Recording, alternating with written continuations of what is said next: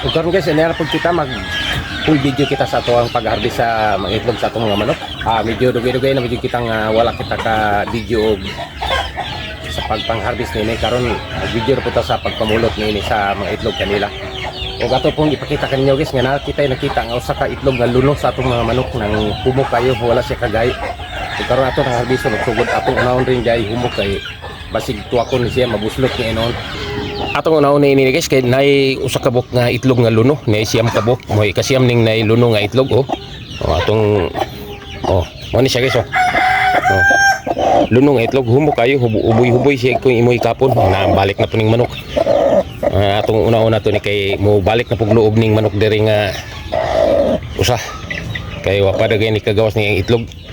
Humok kayo siya guys humul-humul mura og humba nga mulumul mura guma. Ani siya luno.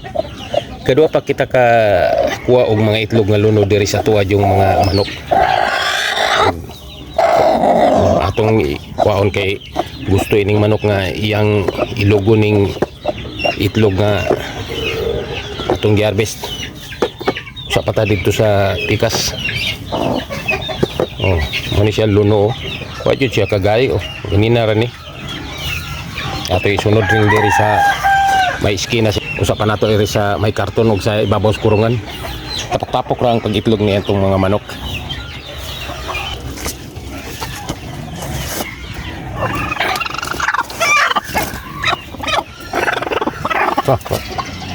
Tulo ka buk diri ay. Tikas ta. Diri ay upat kabuk dari siya guys.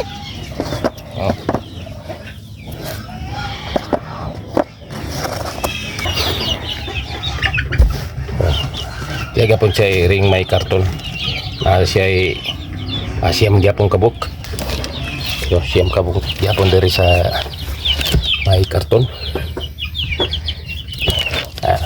Kakuha gyapon tag sa ka tri karon. Kay pa man ato sa ibabaw sa kurungan sa itong piso. Wapit naman siya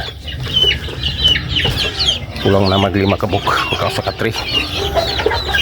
Diri guys sobra jud kay naman siya asim gyapon kabuk diri nagyapoy siya mo sa ibabaw sa kurungan gapon 16 kabuk diri mahay kay wala ra sila kaulugi og karon siyam kabuk may nabayin-bayin masyag itlog diri mapud ring may yuta ring may kahoy nga nabayin-bayin sila mao ni atong na kuha karong itlog usa sa katri nya may sobra siyang upat kabuk kaupat ring luno humok nga itlog ang usa guys